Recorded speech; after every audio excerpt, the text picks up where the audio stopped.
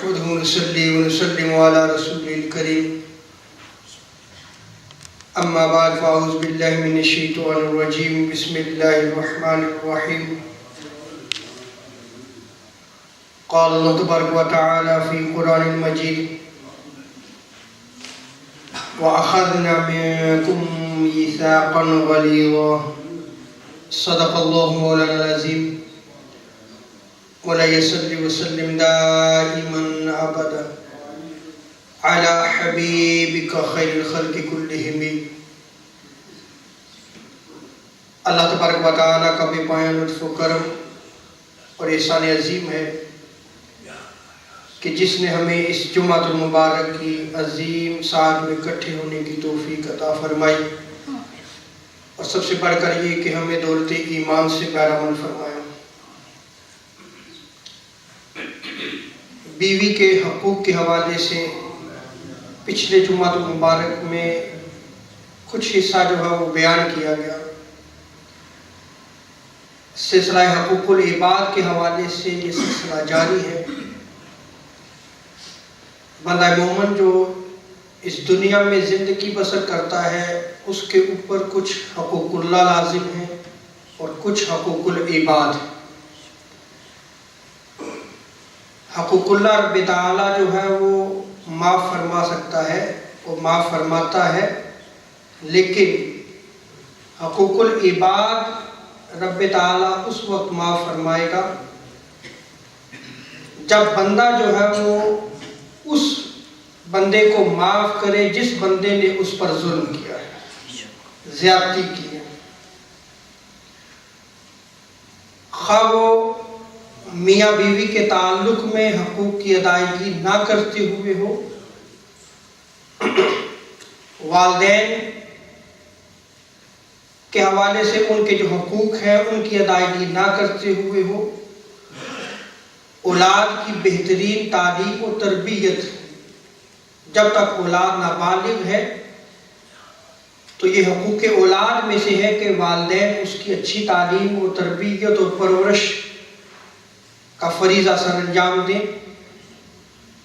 یا زندگی بسر کرتے ہوئے رشتہ داری کا تعلق آتا ہے، صلہ رحمی آتی ہے، رشتہ داروں کے حقوق آتے ہیں. اگر وہ ان میں کوتاہی کرتا ہے، کسی کا مال ناجائز طریقے سے حاصل کرتا ہے، کسی پر ظلم و زیادتی کرتے ہوئے مال و دولت پر قبضہ کر لیتا ہے، تو یہ سارے حقوق العباد میں سے آتا ہے.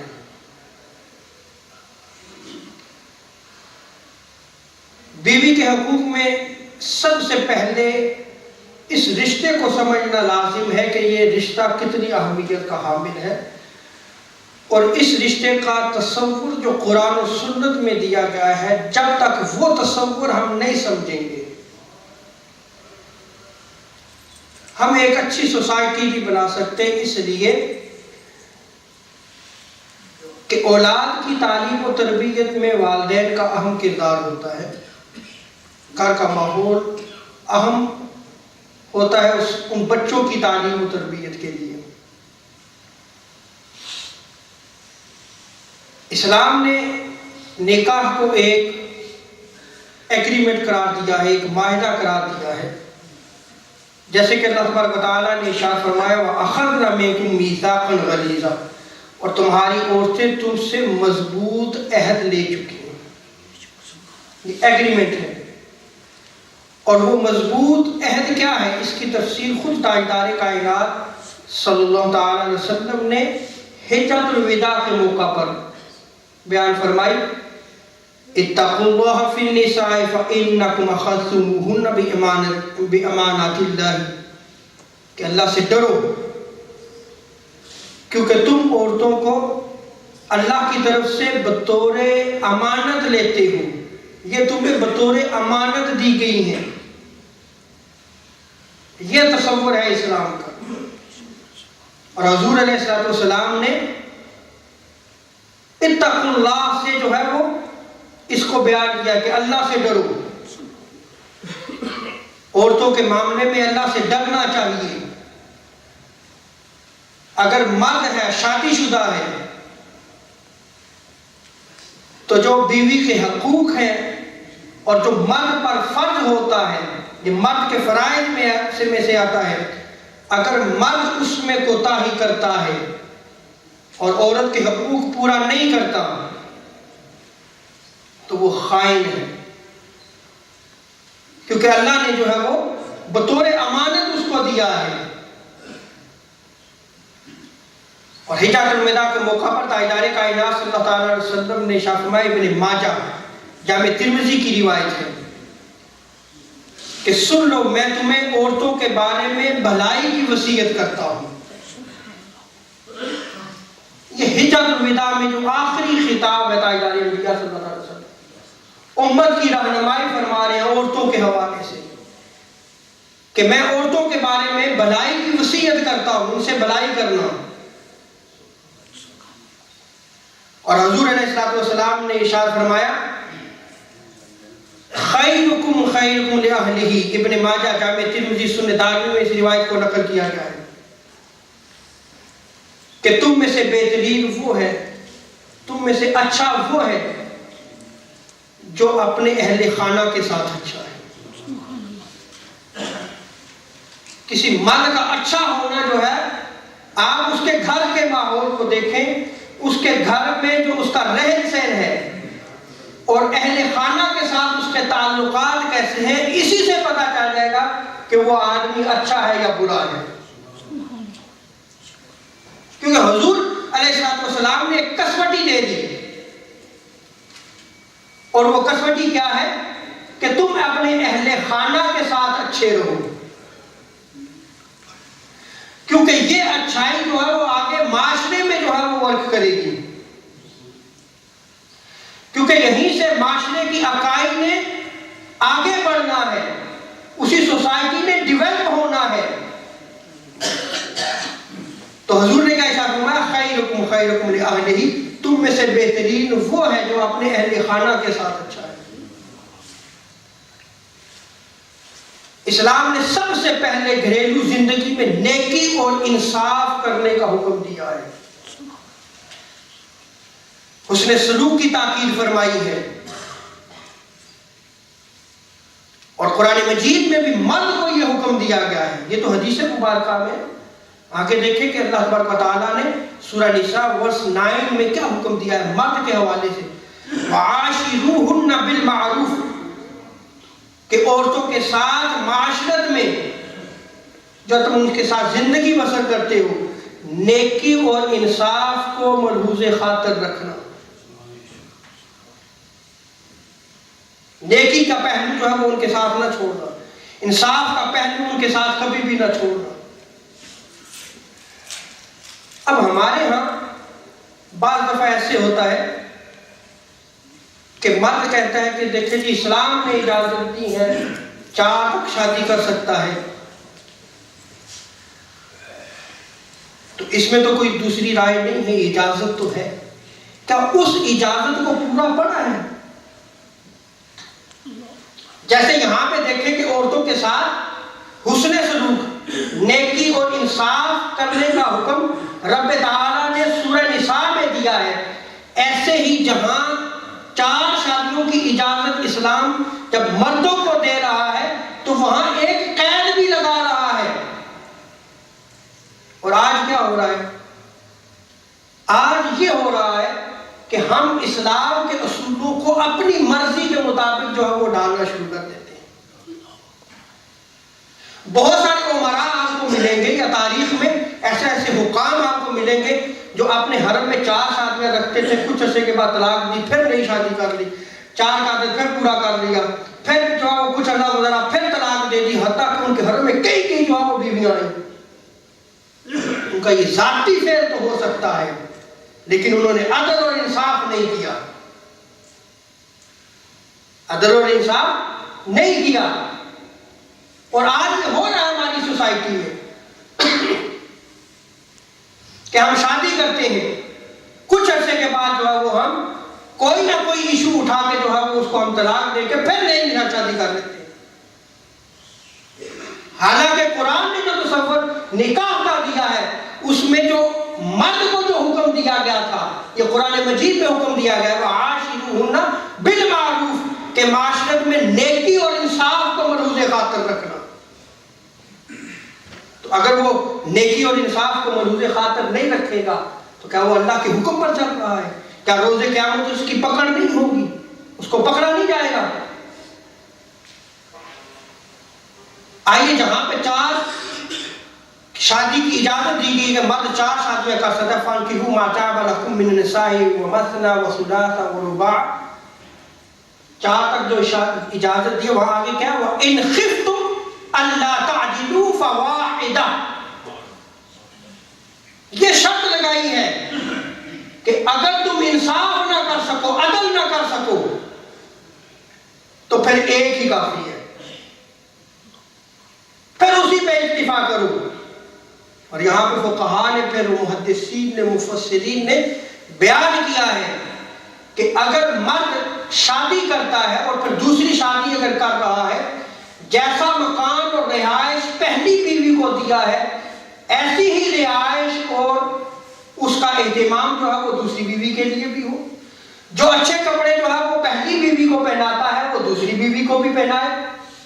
اب ایسا نہ ہو کہ جو نئی آئی ہے تو اس کو تو وہ ہر قسم کی فیسلٹیز دے اور دوسرے کی جو ہے وہ کام کر دے، تب بھی جو ہے وہ عدل اور انصاف نہیں بنے گا،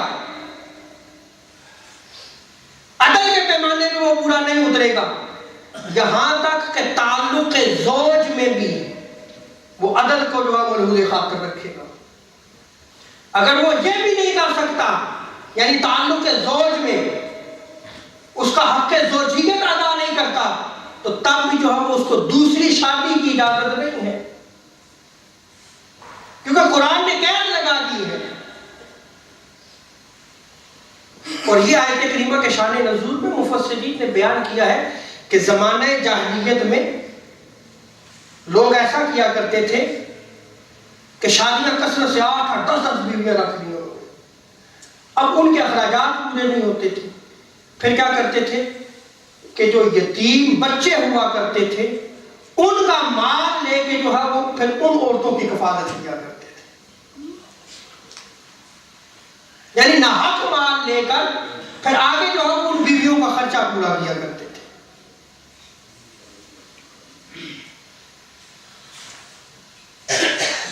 اللہ تبارک و تعالی ہمیں جو ہے وہ اسلام کو سمجھنے کی توفیق عطا فرمائے۔ تو اسلام نے جو نکاح کو ایک ایگریمنٹ، ایک معاہدہ قرار دیا ہے، اس کو اسلام کے دیے ہوئے روشن خیال سے سمجھیں، اس کو قرآن و سنت سے سمجھیں، اس کو اپنے ہی ایک سوسائٹی کے حوالے سے جو ایک تصور چلا آ رہا ہے وہ نہ سمجھیں۔ جیسے کہ ہمارے یہاں تصور کیا ہے کہ بالغ ہو گئے جی اب شادی کر دے،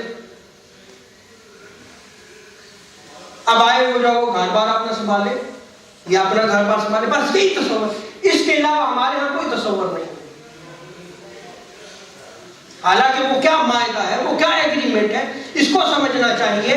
مرد پر جو فرائض لازم ہوتے ہیں اس بچے کو سمجھانے کی ضرورت ہے کہ تو اگلی زندگی جو بسر کرنے جا رہا ہے وہاں تجھے کون کون سے فرائض کی ادائیگی کرنا ہوگی، قرآن نے کیا بتایا ہے، تاجدار کائنات صلی اللہ علیہ وسلم نے کیا تعلیم دی ہے۔ بچی کو سمجھانا ہوگا کہ تو اگلی زندگی بسر کرنے جا رہی ہے، تیرے شوہر کے کیا حقوق ہوں گے، تو نے کون کون سے فرائض سر انجام دینے ہیں، یہ سارا اسے سمجھانا ہوگا۔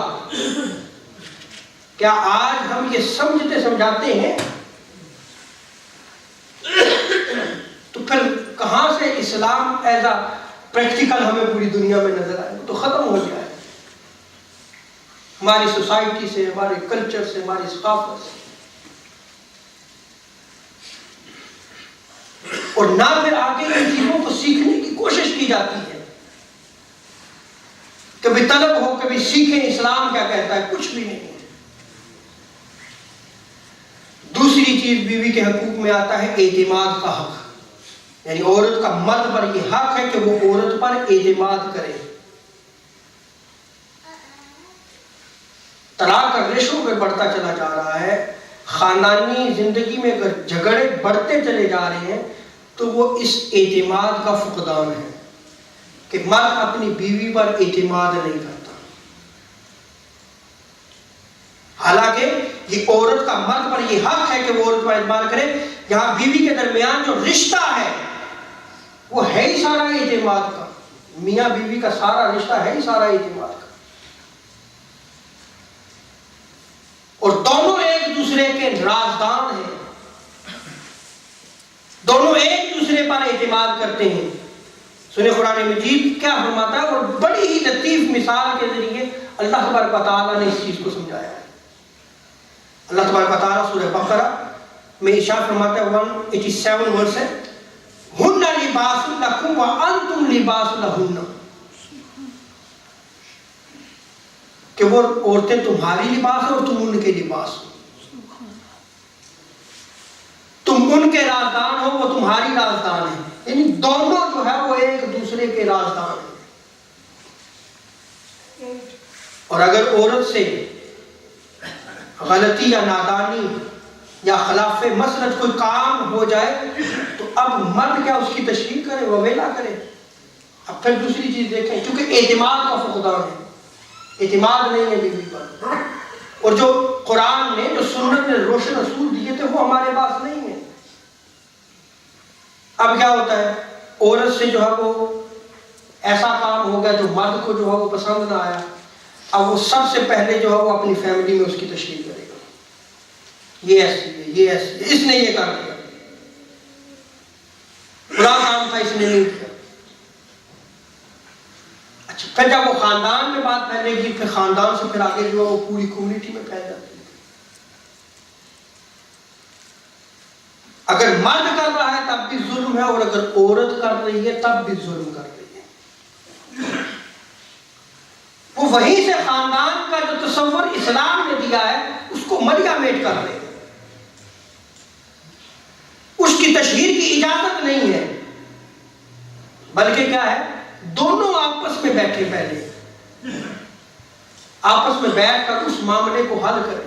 اگر مرد کو عورت کی کوئی چیز ناپسند آئی ہے, کوئی عمل ناپسند آیا ہے, تو اس کو بیٹھ کر سمجھائے, اس سے بات کرے, نہ کہ وہ اس بات کو آگے لے کے جائے. اور اسی طرح عورت کو بھی چاہیے,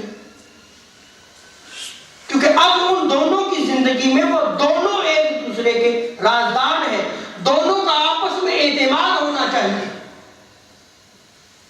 قرآن مجید میں اللہ تبارک و تعالیٰ نے اعلانیہ طور پر ایسے تشہیر کرنے سے کہ اس عورت کی جو ہے وہ بے عزتی ہو, اس عورت کا وقار جو ہے وہ اس خاندان میں یا سوسائٹی میں ختم ہو, اس سے قرآن مجید میں اللہ تبارک و تعالیٰ نے منع فرمایا ہے.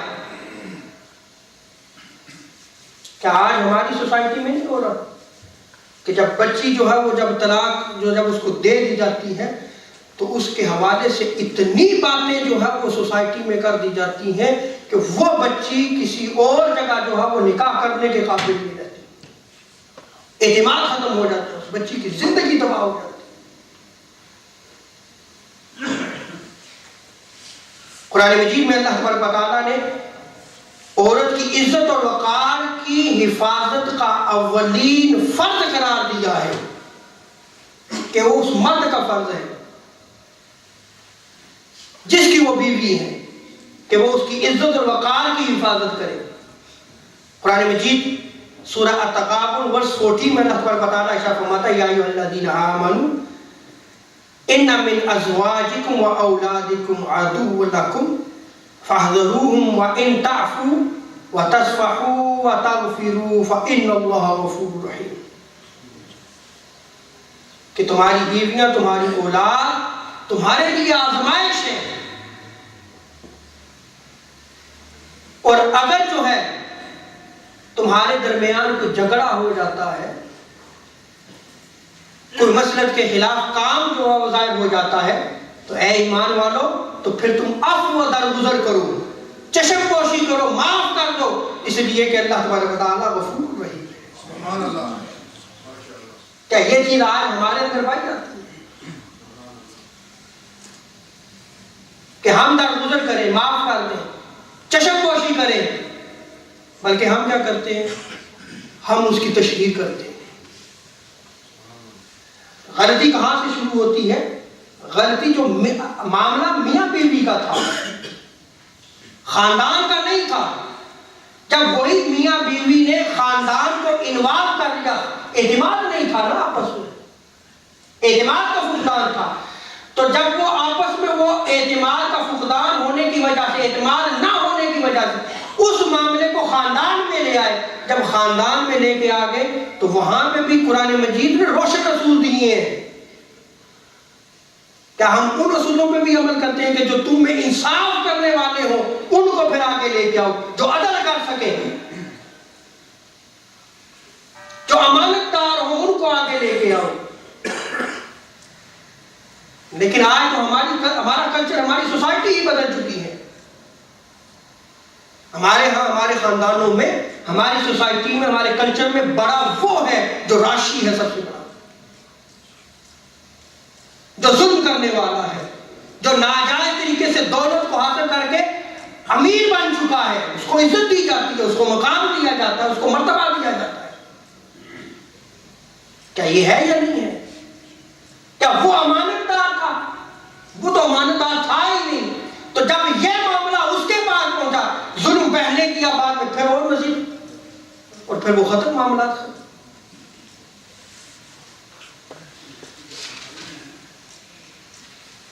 حضرت اسماء بنت یزید روایت کرتی ہیں، مسند احمد بن حنبل، سنن ابو داؤد میں اس روایت کو نقل کیا ہے، اور سیدنا ابو ہریرہ نے بھی اس روایت کو نقل کیا ہے۔ فرماتی ہے کہ میں تاجدار کائنات صلی اللہ علیہ وسلم کی بارگاہ میں تھی، دیگر خواتین اور صحابہ بھی موجود تھے، کیونکہ سیدنا ابو ہریرہ نے بھی روایت نقل کیا ہے۔ تو خواتین صحابہ اور مرد صحابہ حضور سے دین سیکھ رہے ہیں۔ تو آپ نے ارشاد فرمایا، شاید کوئی مرد کہتا ہے کہ اس نے اپنی بیوی کے ساتھ یہ کیا، یہ کیا، یہ کیا، اور شاید کوئی عورت بتاتی پھرے کہ اس نے شوہر کے ساتھ کس طرح سلوک کیا۔ یعنی پھر وہی بات، یہ دونوں لباس تھے نا ایک دوسرے کے، یہ دونوں رازدان تھے ایک دوسرے کے۔ اب کیا ہے کہ مرد بیٹھ کر جو ہے وہ اپنی مجلس میں، مردوں کی مجلس میں بیٹھ کر اپنی مردانگی کا اظہار کرتا ہے۔ کیا ہماری سوسائٹی اور کلچر میں یہ ہے یا نہیں ہے؟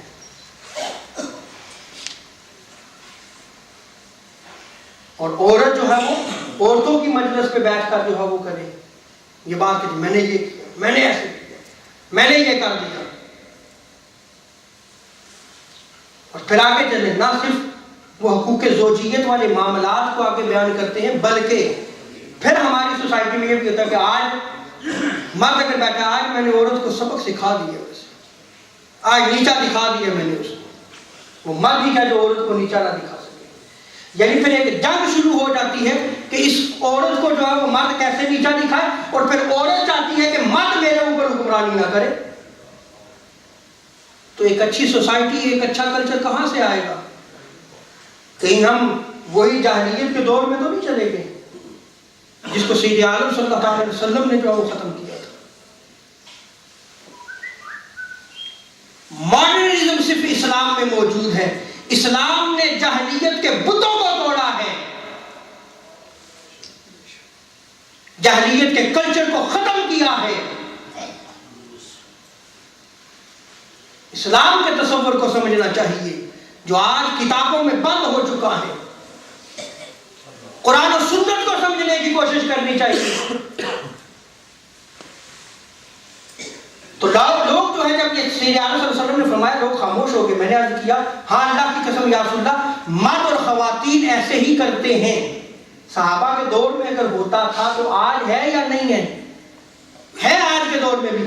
تو سید اعظم صلی اللہ علیہ وسلم نے ارشاد فرمایا، تم بالکل ایسا نہ کرنا، بالکل ایسا نہ کرنا، حضور نے منع فرما دیا، کیونکہ اس لیے کہ قرآن مجید نے دونوں کو ایک دوسرے کا لباس قرار دیا ہے۔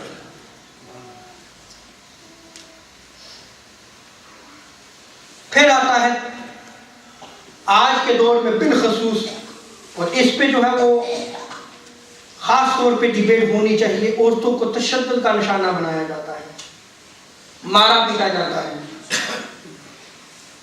اور اتنا مارا پیٹا جاتا ہے کہ جسم پر نشان ہوتے ہیں۔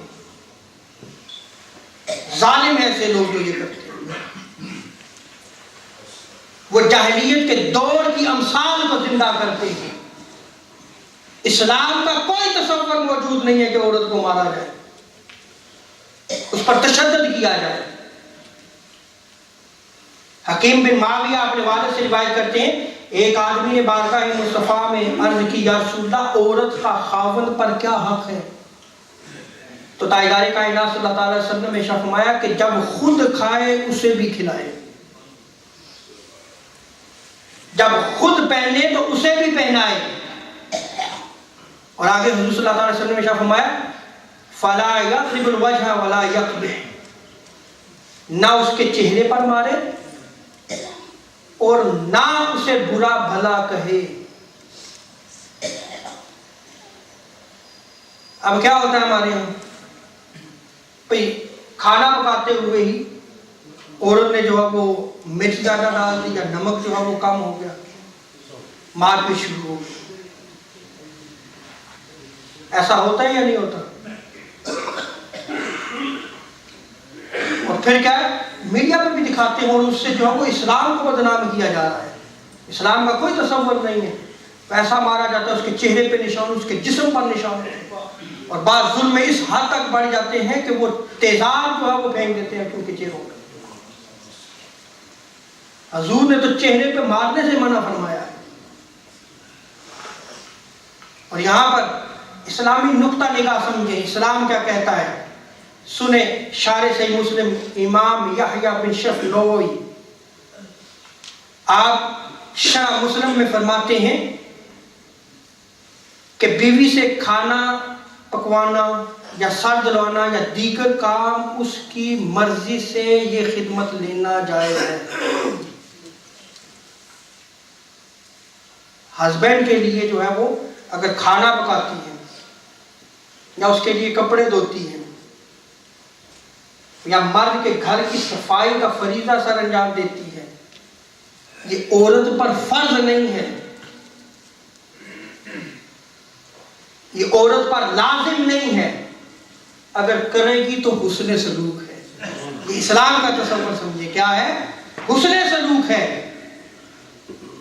اور اپنی مرضی سے اگر وہ کرنا چاہے تو کرے، لیکن ان اسباب کی وجہ سے وہ اس پر ظلم نہیں کر سکتا۔ اور ہمارے ہاں جو وہ ظلم آغاز ہی یہیں سے ہوتا ہے۔ کہاں سے ہوتا ہے؟ میرے بہن بھرا ہے، رسپیکٹ ہی نہیں کی تھی، چل دے مارنا شروع کر، میرے ماں باپ کا ادب نہیں کیا اس نے۔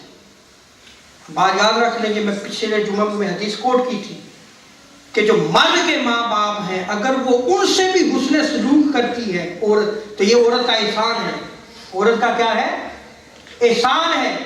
اس مرد پر لازم ہے کہ وہ اپنے والدین کی خدمت کرے،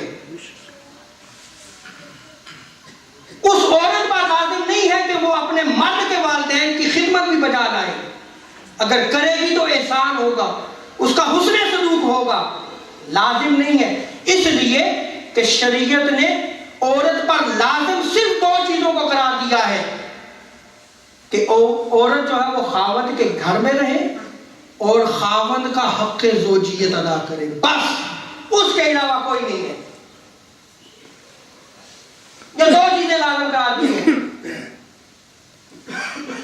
اور آگے امام نووی فرماتے ہیں کہ یہ سنت ہے، سلف صالحین کا عمل ہے، اجماع امت سے ثابت ہے یہ چیز۔ ہم کہتے ہیں ہماری سوسائٹی میں سکون نہیں رہ گیا، طلاق کا ریشو بڑھتا چلا جا رہا ہے، گھروں میں جھگڑے ہوتے ہیں۔ گھروں میں جھگڑے کیوں نہ ہو؟ ہم نے اپنے ہی کلچر کو جو ہے وہ اسلام سمجھ لیا ہے۔ یہ ہندوازم کا کلچر تھا کہ عورت کو پاؤں کی جوتی کے برابر سمجھا جاتا تھا۔ اسلام کا تصور نہیں ہے۔ ہاں اگر عورت کرتی ہے تو یہ حسن سلوک کی تعلیم اسلام نے دی ہے۔ آئے ذرا سمجھیں، دونوں طرف بیلنس ہونا چاہیے، لازم اور فرض تو نہیں ہے، لیکن آئے سیدہ عائشہ صدیقہ رضی اللہ تعالیٰ عنہ کی سیرت سے سیکھیں۔ میری مائیں بہنیں بھی سن رہی ہیں، آئے بطول زہرا سیدہ کائنات سے سیکھیں کہ وہ کیسے اپنے خاوند کی خدمت کیا کرتی تھی، کیسے اپنے ہسبینڈ کا خیال رکھا کرتی تھی، کتنی خدمت کیا کرتی تھی، کتنا خوش رکھا کرتی تھی۔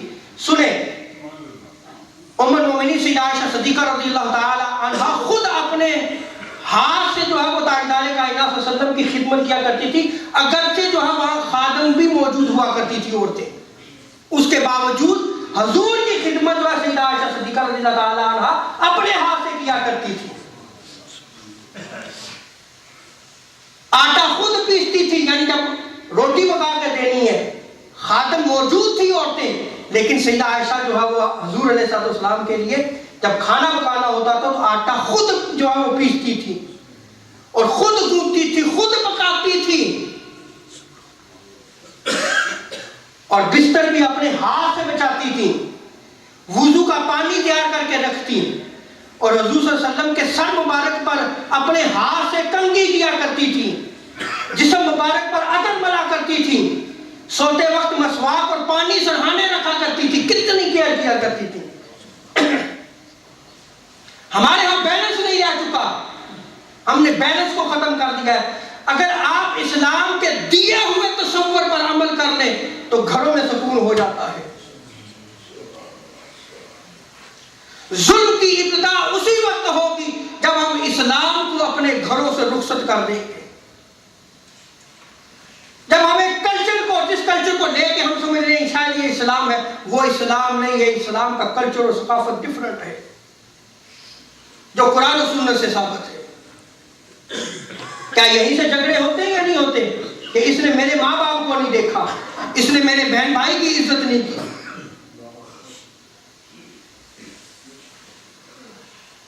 اس کو تو کھانا پکانا نہیں آتا، یہ میری خدمت نہیں کر سکتی. اگر آپ صرف اتنا یاد رکھ لیں کہ اگر یہ عورت سارے اعمال سر انجام دیتی ہے تو یہ امہات المومنین کی سیرت پر عمل کرتے ہوئے حسن سلوک کر رہی ہے، تو اس کے احسان کا جو ہے وہ اندازہ بھی تو ہونا چاہیے کہ یہ احسان کر رہی ہے ہمارے اوپر، اس پر لازم اور فرض نہیں ہے. اور عورتوں کو بھی چاہیے کہ گھر میں سکون رکھنے کے لیے بجائے آپ کئی جو آج کے ماڈرنزم دور میں جو عورتیں جو گھر نہیں سنبھال سکتی ان کو آئیڈیل بنائیں، آپ بطول زہرا کو جو ہے وہ آئیڈیل بنائیں، آپ سیدہ عائشہ صدیقہ رضی اللہ تعالی عنہا کو جو ہے وہ آپ آئیڈیل بنائیں، امہات المومنین کو زندگی کا اوڑھنا بچھونا بنائیں، گھر میں سکون آ جائے گا. اور مسواک کو صفائی کر کے خود دھو کے تاجدار کائنات صلی اللہ علیہ وسلم کو جو ہے وہ دیا کرتی تھی، اور گھر میں مہمان آتا تو اس کی خدمت بھی کیا کرتی تھی. یعنی حضور کا مہمان تھا نا، تو خدمت کون کر رہا ہے؟ سیدہ عائشہ. ہمارے ہاں یہ بھی تو ہوتا ہے نا، پھر عورتیں ظلم دونوں طرف ہے، اسلام کو نہیں سمجھا جا رہا. اگر آ گیا ہے تو وہ اگر حسن سلوک کرے گی تو اس کے گھر کی تعریف ہوگی نا. اگر مہمان آ گیا ہے اور وہ مہمانداری اچھا جو وہ کرتی ہے تو کس کی تعریف ہوگی؟ یار یہ دونوں کا رشتہ تعلق اچھا ہے. اللہ تعالیٰ جو وہ ہمیں اسلام کو سمجھنے کی توفیق عطا فرمائے. اسی طرح بطول زہرا بھی گھر کے کام کاج کیا کرتی، سیدہ کائنات چکی پیستی تھی، ہاتھوں پر نشان پڑ گئے تھے. تو یہ عمل جو ہے وہ امہات المومنین سے ثابت ہے، لیکن فرض اور لازم جو ہے وہ عورت پر نہیں ہے. اگر عورت خدمت سر انجام دیتی ہے تو یہ اس کا حسن سلوک ہے. یہ جو ہے موضوع جاری رہے گا. اللہ تعالیٰ ہمیں اسلام کو سمجھنے کی توفیق عطا فرمائے.